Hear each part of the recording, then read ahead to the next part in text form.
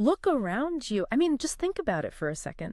We live in an era of, well, of infinite, unprecedented access to information. Oh, absolutely. It's everywhere. Right. Anything you could ever want to know is just sitting in your pocket, like a few taps away.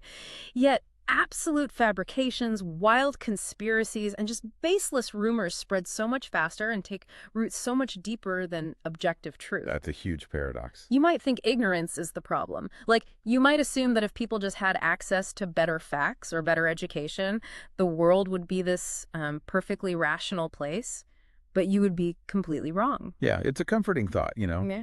But the data it does not support it at all. Not even a little bit. The underlying machinery of how we actually process information tells a much, much darker story. Welcome to the deep dive. Our mission today is to basically shatter everything you think you know about your own mind.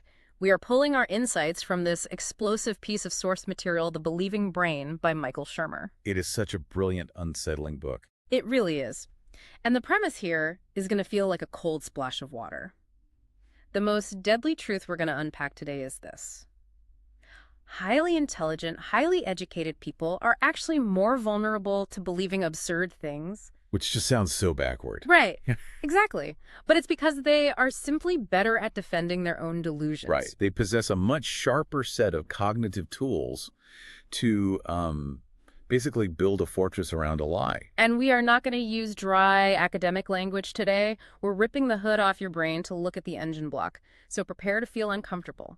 Prepare to have your reality challenged. Definitely. By the end of this deep dive, you will never trust your own eyes or your own most deeply held beliefs the same way again. Because to understand why that engine block is malfunctioning, we really have to look at the climate it's operating in right now. I mean, we are absolutely drowning in data, yet we are somehow starved for truth. Yeah, that's exactly what it feels like. Think about it. War, shifting geopolitics, economic crashes, AI threatening entire industries, and the whole world is experiencing this profound baseline level of anxiety. It feels palpable. Like Right. You open any social media app and the collective blood pressure of the internet just hits you right in the face. Oh, totally. And what the research shows is a direct biological correlation between that societal anxiety and the actual death of logical processing. Wait, really? The death of logic? Yeah. When anxiety spikes, the brain's rational faculties literally begin to shut down because uncertainty is just biologically expensive to process. Wow. The numbers from the source material are staggering. For every 20% jump in societal anxiety, belief in fake news and elaborate conspiracy theories skyrockets by 35%. I want to pause on that. A 35% jump. How does a general feeling of unease literally rewrite what an entire population considers to be factual reality? Well, because the brain can't tolerate a void. It just can't. When faced with overwhelming volatility when people feel they've lost the steering wheel of their own lives, the brain demands a script. It needs someone to be driving the car. Exactly. It desperately needs order. And if the real world cannot provide that order, the brain will instantly manufacture a reality that does. So it just invents order out of thin air. And here's the viewpoint that I think shatters a lot of modern arrogance. You might sit there and think, well, conspiracies are just for the uneducated. It's a fringe problem for, people who didn't finish high school. Right, the classic stereotype. But the data says otherwise. The middle class, the youth, the professionals with advanced degrees framed on their office walls, they are trapped in this cognitive death spiral just as deeply. Sometimes they're trapped even deeper. I mean, when an educated person faces economic uncertainty or a massive cultural shift, they don't want to accept that global market forces are just chaotic and unpredictable. So what do? They grab onto a bizarre political bias. And then they weaponize their advanced vocabulary and their debate skills to retroactively justify it. Wait, so are you saying my college degree actually makes me more likely to blindly defend a fake narrative? How does that even make sense? If I spent 4 years learning critical thinking, shouldn't I be immune to that? You would think so, right? But education doesn't turn off your evolutionary survival instincts. Oh, man. It just gives you better rhetoric to rationalize those instincts. You learn how to cherry-pick data more effectively. You learn how to construct complex logical fallacies that sound incredibly convincing to yourself and others. To understand why smart people aggressively defend dumb lies, we have to look at the guy who spent 30 years exposing this exact phenomenon. Michael Shermer. He is a renowned science writer, the founder of Skeptic magazine, and someone who has spent 3 decades testing the absolute limits of what the public will believe. And his revelation is basically that science cannot cure your superstitions because your brain is permanently broken by design. Or rather, it's functioning perfectly, but according to a set of ancient blueprints that are terribly mismatched for the modern world. Look at the polling data Shermer gathered. Yeah, these numbers blew my mind. Out of tens of thousands of normal people surveyed, 71% believe in a literal soul. 37% are absolutely convinced they have lived in a haunted house. And the kicker is that whether the respondent is a blue-collar worker or a tenured professor with a PhD, those numbers barely flinch. The demographic lines just completely dissolve. Which points to a terrifying conclusion. We love to view ourselves as these rational, calculating machines, taking in raw data, computing it, and spitting out an objective conclusion. Like computers. But we are not. Our brains are blind, frantic story generators. Shermer concluded that rationality is essentially a fragile, evolutionary Band-Aid slapped over a deeply irrational machine. So the factory settings of your brain cannot be altered. But if my brain isn't this high-definition video camera passively recording objective reality, what exactly is it doing all day? It's actively faking reality. It is constructing a custom-built illusion that just keeps you functional. Which leads to the ultimate cognitive reversal in this book. This is the face slap moment. Everything you assume about how you learn is entirely backward. Totally backward. You think you gather facts, analyze those facts, and then you form a belief. Right, that's what we're taught in school. But your brain actually forms the belief first. Then it aggressively edits the facts to fit. Shermer calls this belief-dependent realism. The brain is desperate for an anchor. It demands a belief to stabilize itself. Exactly. And once that belief is planted in your neural pathways, your sensory organs and your cognitive filters start acting like a ruthless film editor. I love that film editor analogy so much. You are the director of a documentary where you are the hero and you're always objectively right. The editor takes the raw footage of your life, cuts out all the contradictions, sweeps them onto the cutting room floor, and zooms in heavily on the coincidences. It just highlights anything that proves the narrative you already decided was true. Right. And it ignores everything else. Hold on. If belief always comes first, and my brain is just heavily curating the evidence, how much of my daily life is actual physical reality, and how much is just a hallucination my brain directed to protect my ego? The vast majority of your conscious experience is the hallucination. You are experiencing a heavily filtered model of reality. That is so unsettling. It is. But to figure out why we hallucinate reality this way, we have to travel back 3 million years to the African savanna, because that is the laboratory where the hardware of your brain was forged. Right. You are alive today because your ancestors were deeply pathologically paranoid. Paranoia was the ultimate competitive advantage back then. Picture the scene. 3 million years ago, you are a hominid standing in the tall grass of East Africa. Suddenly, there is a rustle in the grass 10 feet away. Is it just the wind? Or is it a hungry predator? A tiger? You have a fraction of a second to decide what to do. This is the foundational decision matrix of human cognition, isn't it? It really is. Yeah. You have 2 potential realities and 2 potential reactions. If you assume the rustle's a tiger and you run away, but it turns out to be just the wind, you look foolish. You burn some calories. You essentially found a pattern that wasn't there. You hallucinated a tiger. But hey, you live to see tomorrow. Exactly. That is a false positive. Now, flip the scenario. You hear the rustle and you assume it's just the wind. You stay put. You apply strict logical skepticism. Like a modern rational thinker. Right. But it actually is a tiger. Well, then you are lunch. You are violently removed from the gene pool. That is a false negative. You missed a pattern that actually existed. The fatal cost of that specific error completely rewired the trajectory of human evolution. So our ancestors survived exclusively by jumping to conclusions. They survived by assuming every single shadow was a monster. They had to. So my tendency to overthink a vague late-night text message from my boss, reading all this secret malicious intent into a simple, let's talk tomorrow, is essentially the exact same instinct as fleeing a prehistoric tiger. It is the exact same biological hardware firing. Wow. Your brain does not know you work in an office. It thinks you are in the jungle, and it is screaming at you to assume there is a hidden threat. This survival instinct is governed by a ruthless mathematical formula. Because evolution does not care about the truth. Evolution only cares about keeping you breathing. This is often referred to in evolutionary biology as Hamilton's rule, applied here to cognition. The math is brutal and flawless. The cost of a false alarm is nearly zero. But the cost of missing a real threat is everything you have. Because the cost of being wrong was so low, nature just hit the gas pedal on paranoia. We are biologically hardwired to see patterns in total chaos. We prefer to invent ghosts rather than accept random chance. Whenever the cost of believing a fake pattern is lower than the cost of ignoring a real one, the brain desperately seeks meaning in the meaningless. Give me an everyday example. Well, if a floorboard creaks in an old house, the logical explanation is thermal expansion.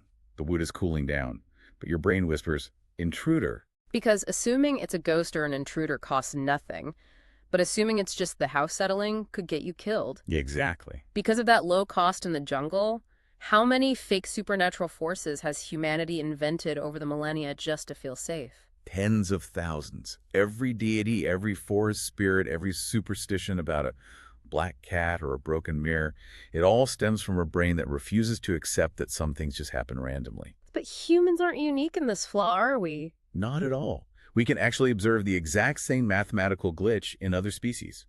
Let's talk about the pigeon dance. A bird in a box can show you why Wall Street crashes. This brings us to the legendary work of the behaviorist B.F. Skinner. He wanted to understand how superstitions form, so he created a highly controlled environment, a Skinner box, and put a hungry pigeon inside. He drops food into the box, but he does it at totally random intervals. The food dispenser has no connection to what the pigeon is doing. It's just a random timer. What happens to the pigeon? The pigeon goes insane because the pigeon's brain, much like ours, is an association machine. If the pigeon happens to be spinning in a circle at the exact second the random food drops, the pigeon's brain connects the two events. The pigeon thinks, aha, my spinning caused the universe to give me food. So it starts spinning endlessly. Or if it was hopping on one foot, it hops endlessly. Skinner found that within 5 seconds of these random reinforcements, the birds were repeating absurd, complex, superstitious dances. They falsely linked a random action to a random reward. Exactly. Wait, if a bird gets tricked into a full-blown religious ritual after 2 random coincidences, how are we any different when a day trader buys a volatile stock because he wore his lucky socks that morning? We aren't different at all. The underlying mechanism is identical. We just have bigger vocabularies to justify the dance. Because our brains are larger, our superstitions are vastly more complex and vastly more destructive. Which brings us to the human equivalent. Scientists decided to test this on us. They put humans in a room with 3 levers. A buzzer would sound randomly to award the subject points. But the buzzer was completely disconnected from the levers. It was purely random, just like the pigeon's food dispenser. Right. But the humans started mashing the levers like crazy, trying to find the secret code. And there is one guy in the study whose reaction is just legendary. He jumped and touched the ceiling, just stretching his legs, right when the random buzzer went off. He immediately assumed he had cracked the code. He spent the next 10 minutes leaping at the ceiling, slapping it over and over again until he literally collapsed from physical exhaustion. Does our superior human logic actually make this worse? Does our massive prefrontal cortex just build bigger, more dangerous myth out of these random coincidences? It makes it infinitely worse. A pigeon just spins in a circle. A human writes a 500-page manifesto about how the spinning aligns with the stars to control the global economy. So our logic doesn't prevent the superstition at all. No, our logic is employed to build an impenetrable fortress around it. And modern corporations know exactly how to hijack this biological weakness. Your deepest instincts can be easily hacked with a cheap piece of plastic. Let's look at the fake beak. This phenomenon is known as a supernormal stimulus. In nature, a baby seagull is programmed by evolution to look for a specific visual cue, a red dot on its mother's yellow beak. When the baby sees that red dot, it pecks it, and that signals the mother to feed the baby. It's a perfect, closed biological loop. But behavioral scientists wondered what would happen if they exaggerated the signal. So they created a fake plastic beak. They made it longer, yellower, and painted 3 massive, incredibly bright red dots on it. And what did the babies do? The baby seagulls went crazy. They completely ignored their real biological mother sitting right next to them in the nest. They'd turn their backs on real food to furiously peck at this toxic, fake plastic stick. They will literally starve to death chasing a superstimulus. Because the bird's visual system has a fatal blind spot.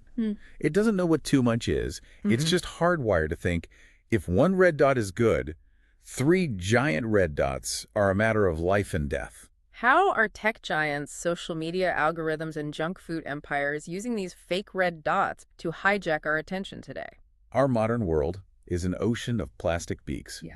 A smartphone notification is a literal bright red dot designed to trigger intermittent, unpredictable rewards, just like the pigeon in the box. Oh man, that's so true. And junk food is a super stimulus of salt, sugar, and fat, formulated in a lab to hit receptors in a way that never occurs in nature. Our brains are screaming at us to peck the red dot because, in the ancestral environment, sweet meant survival. We are addicted to exaggerated signals, Yeah. and we fall for it because our visual processing system is desperately trying to trick us before the conscious mind even boots up. Visual processing is a huge part of this. Like, look at a cloud, look at a burnt piece of toast, look at a grainy photograph of a rock on Mars. Why is someone staring back at you? Because your brain is utterly obsessed with faces.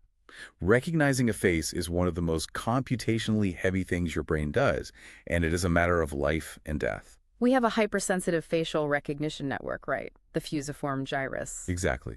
From an evolutionary standpoint, the moment you enter a clearing, you need to know, is there another primate here? Is it a friend or an enemy? Are they angry or afraid? We need this information instantly. So it forces you to see eyes and a mouth in absolute garbage. You cannot trust your own eyes. Your visual processing is painting faces onto the void. We actually have two visual tracks operating simultaneously. There is the magnocellular pathway, which is fast, sloppy, and looks at the big picture. And there is the parvocellular pathway, which is slow, detailed, and requires focus. So the fast track screams facey.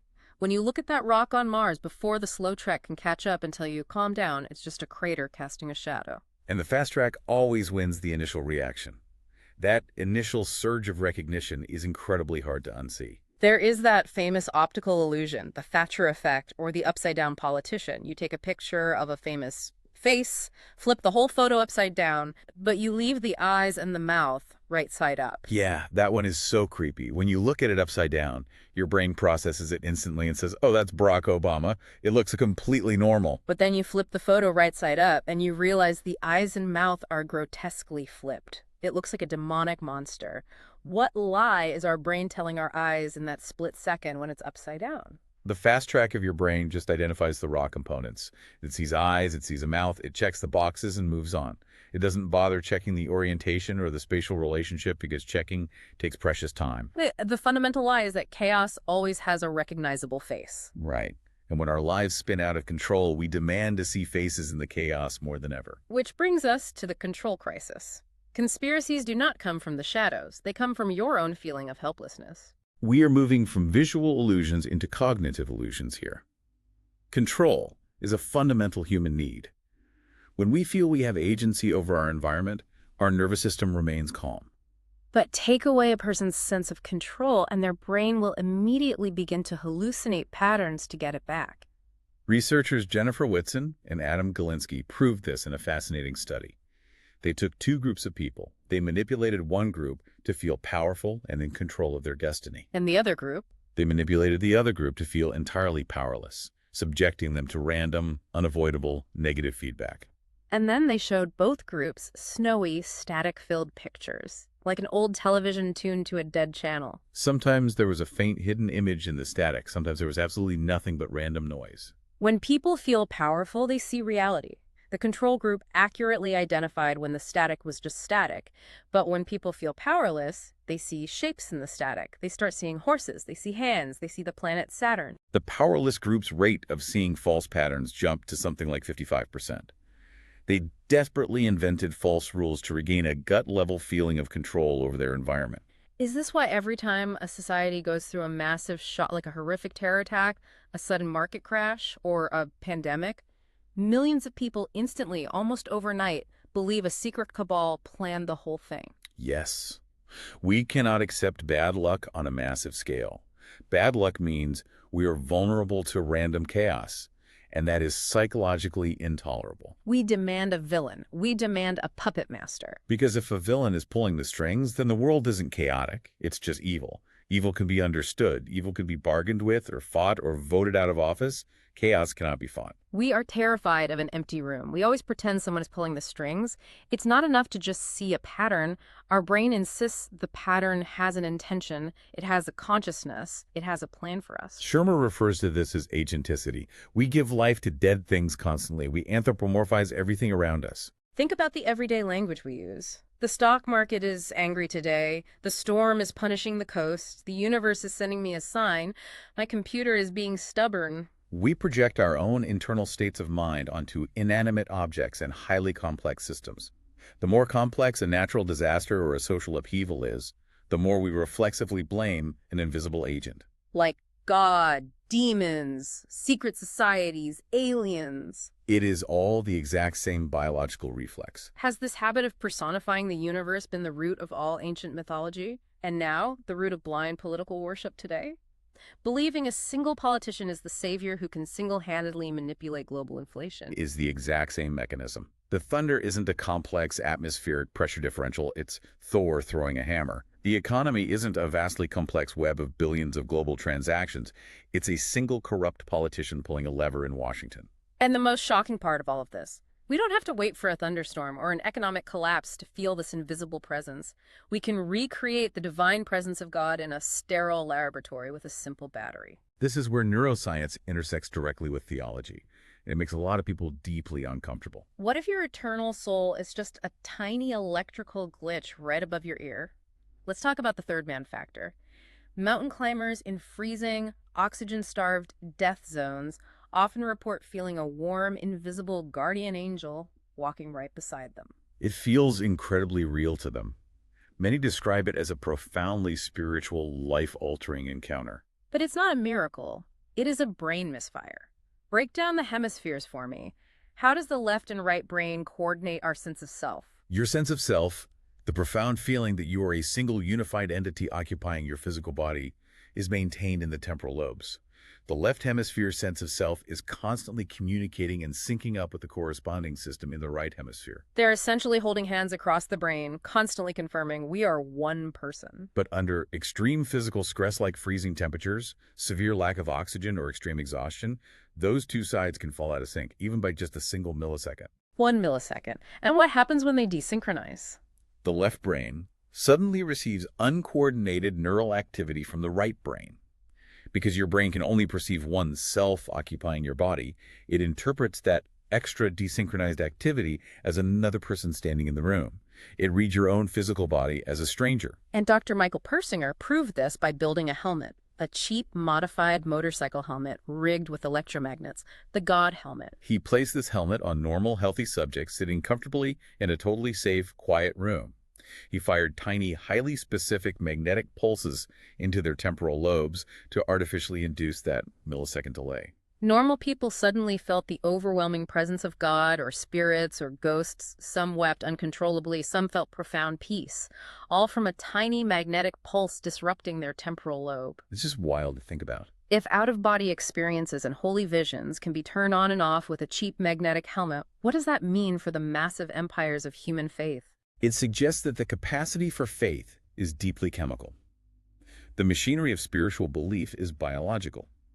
And there is one specific chemical that controls the volume dial on this entire system. The dopamine delusion. The chemical that makes you fall in love, the chemical that makes you crave junk food, is the exact same chemical that makes you lose your mind. We have a tendency in pop science to think of dopamine strictly as the pleasure or reward chemical. But that is vastly oversimplified. Dopamine is the master regulator of human belief. It determines your signal-to-noise ratio. It controls how much signal you hear in the random noise of the world. Exactly. If your dopamine levels are low, you might miss real patterns. You become overly rigid, highly skeptical, perhaps even depressed. You look at a painting and just see paint. But pump up the dopamine. And you start seeing hidden messages everywhere. You see complex conspiracies in a politician's typos. You hear secret codes played backward in pop songs. You look at random television static and you see the future. Researchers proved this in an incredible study. They took hardcore, highly rational skeptics, people who flat out do not believe in ghosts, ESP, or magic. And they gave them a shot of a drug called L-Dopa, which drastically boosts dopamine levels in the brain. What happened to the skeptics? Their cognitive filters completely collapsed. They instantly started seeing magical connections. They were shown scrambled, meaningless images, and they suddenly believed they were seeing real, intentional faces. They started finding superstitious meaning in random noise. So the line between a creative genius having a brilliant, paradigm-shifting insight and a paranoid person believing the television anchor is speaking directly to them is just a microscopic chemical imbalance. It is a razor-thin margin of dopamine. Too little, and you are blind to innovation. Too much, and you are hallucinating reality. Just a drop of chemicals. But what happens when we take these believers and these skeptics and we hook them up to an fMRI brain scanner to see what belief actually looks like? Yeah. The results are brutal. Your brain physically punishes you for being a skeptic. This is based on the groundbreaking neuroimaging work by Sam Harris. He put humans in an fMRI scanner and read them various statements. Some were obvious facts, some were obvious falsehoods. When you tell a person a fact, and they believe it, what does the brain scan look like? Wait, I remember this. It looks effortless, right? Exactly. The brain's reward center lights up, specifically the ventromedial prefrontal cortex. That is the area right behind your forehead, associated with safety, reward, and positive self-worth. Believing something feels like sinking into a warm bath. It feels safe. But now, ask them to doubt something. Tell them a statement that contradicts a belief they hold. The scanner shows a violent neurological shift. The brain's pain and disgust centers violently activate. Specifically, the anterior insula lights up like a Christmas tree. The anterior insula, that's the same region that triggers when you smell rotting meat or see something highly contagious, right? Yes, exactly. Disbelief looks exactly like physical pain or deep biological disgust on a brain scan. Your brain naturally, biologically rebels against skepticism. Cognitive dissonance is processed by the exact same neural pathways that process physical pain and physical disgust. It literally hurts to doubt.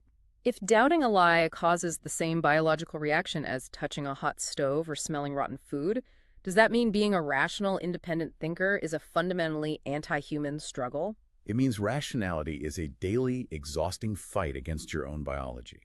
Your brain's default setting is to believe absolutely everything it hears because belief is cheap and doubt is incredibly expensive. Which brings us to a terrifying philosophical concept that modern science just proved true. The Spinoza trap. You literally cannot understand a sentence without believing it first. The 17th century philosopher Baruch Spinoza hypothesized this centuries ago. He argued that the act of comprehension and the act of belief are the exact same mechanism. And modern brain scans just proved him right. When I say a sentence to you, your brain defaults to true. It takes zero cognitive energy. To simply register the words, your brain must momentarily accept them as a true model of reality. But to reject a lie, your brain has to perform a second exhausting step. It has to burn heavy metabolic glucose to pause, rewind the information, critically evaluate it, and then explicitly tag that statement as false. Exactly. In an era where we scroll past thousands of fake videos, AI-generated images, and clickbait headlines every single day, is our brain's firewall just instantly collapsing because we simply don't have the metabolic energy to doubt it all? Basically, yes. If it takes physical glucose to reject a lie, does that mean being tired literally makes us more gullible? That is exactly the mechanism. Cognitive fatigue sets in rapidly. When you are doom scrolling at midnight, your prefrontal cortex is depleted. You have no glucose left to run the doubt process. So your brain just defaults to true. It accepts the input, and when it gets overwhelmed, it defaults to our oldest, weirdest cultural scripts. Like getting abducted by spaceships. Exactly. When the brain encounters an overwhelming physiological experience it cannot explain, it grabs a script to make sense of the panic. Let's talk about those scripts. Why do people who have never met, who live on opposite sides of the globe, tell the exact same story about being kidnapped by aliens? It's fascinating. There is zero physical evidence for alien abductions. Zero. Yet the stories are identical in every single detail. The bright light, the total paralysis, the gray aliens, the probing. 200 years ago, people experienced the exact same physiological event in their beds. But they didn't call it an alien. They called it an incubus, or a demon sitting on their chest crushing the breath out of them. Today they call it an alien. It is the exact same biological event. It's sleep paralysis. Primarily, yes. When you enter REM sleep, your brain paralyzes your body so you don't act out your dreams and injure yourself. But sometimes you wake up and the paralysis switch hasn't flipped off yet. Oh, that sounds terrifying. Your eyes are open, you are conscious, but you cannot move a muscle. You feel intense pressure on your chest. You are suffocating. You panic. And we have these 6 highly developed cognitive networks: agency detection, body schema, theory of mind, and they were all frantically trying to build a story to explain why you are paralyzed. Remember that left brain interpreter we discussed? the storyteller. It panics too. It cannot accept that a chemical switch just got stuck. It demands an agent. So it acts as a frantic film director, stitching the hallucination into whatever the dominant cultural narrative of the day is. In the 1800s, the left brain grabbed a witch or a demon. Today, it grabs a sci-fi movie.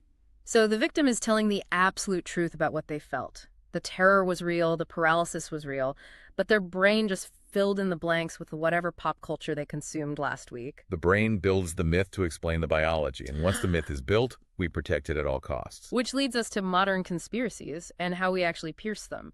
You can destroy massive conspiracy theory in 3 seconds if you know where to cut. Conspiracy theorists thrive on a specific tactic Shermer calls unexplained anomalies.